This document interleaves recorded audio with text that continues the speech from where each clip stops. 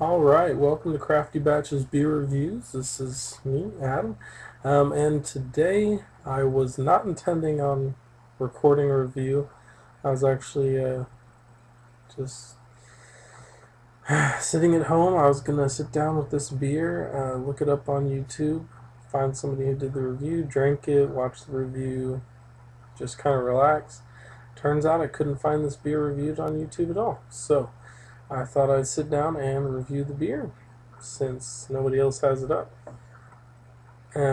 This beer that I'm going to be reviewing is Left Hand Brewing in Longmont, Colorado.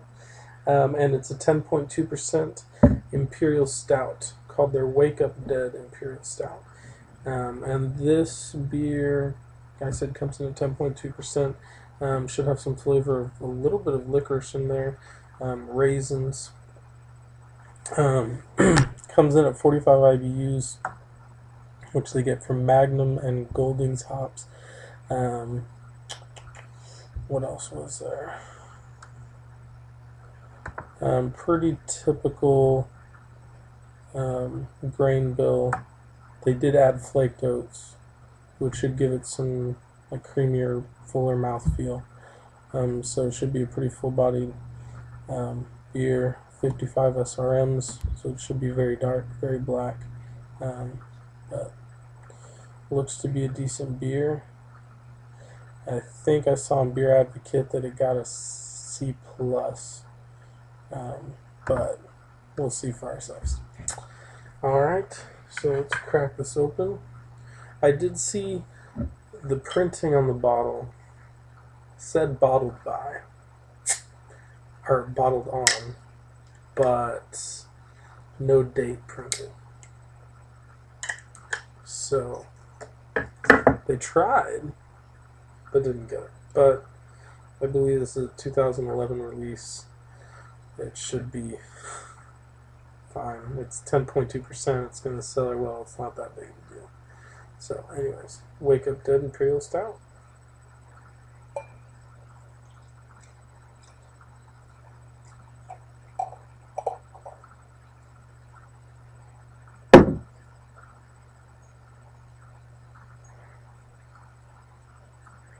Got about a half finger ahead. I didn't exactly pour it easy, so definitely didn't get a big head there, but it's 10.2% alcohol. There is some light coming through. I'm getting kind of a rubyish color on the outside, kind of a maroon, magenta, ruby something color, just on the edge of the glass, but pretty much black.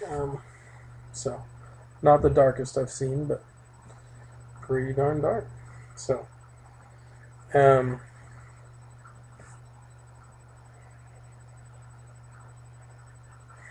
mainly off the nose, heavy malt tone to it,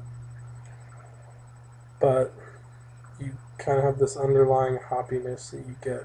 I mean, at 45 IBUs, they used Magnum hops and Goldings, so definitely some hop characteristic in there. So, not getting too much licorice yet. Not off the nose, anyways. Maybe the raisin. I get the raisin, and I get a little piney note from the hops, and then really strong maltiness. So, nothing on the licorice yet, but we'll see. Let's see how it tastes.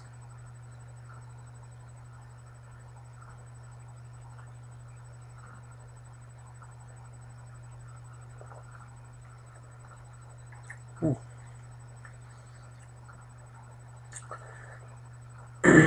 On the front, maybe a little more of the hop and the raisin. Right on the back finish as I swallow. Hits me with the coffee. The typical coffee note. So, let's see.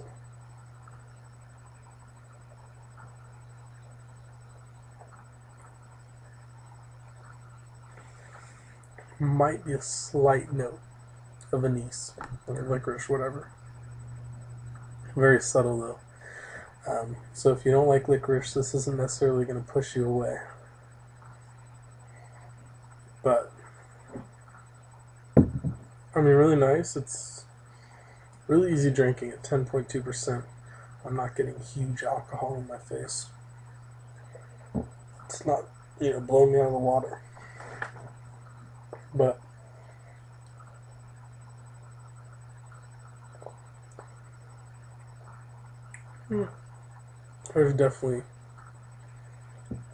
it's definitely there though, the alcohol. I'd say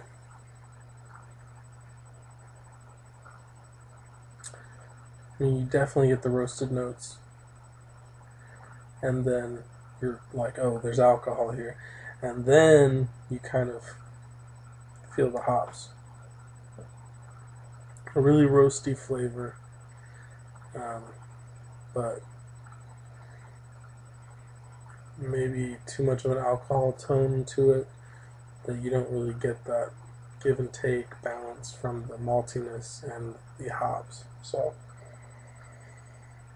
but I mean, it doesn't smell overwhelmingly in alcohol.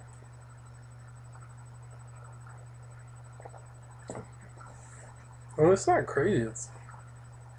You really are getting more of the maltiness. This isn't, any kind of crazy Imperial Stout going crazy with the hops, going more towards a black IPA or something. This isn't like that at all. So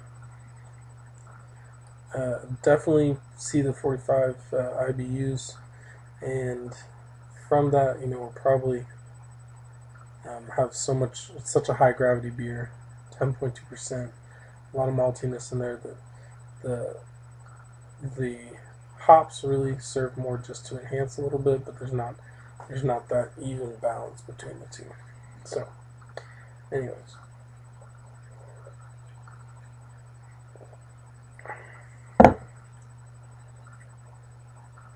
But yeah, I mainly really just get roasted coffee notes. Not much of the licorice at all, really. It's almost funny that they put licorice on there, but maybe somebody else can taste that. I don't. But just mainly malty, little pininess.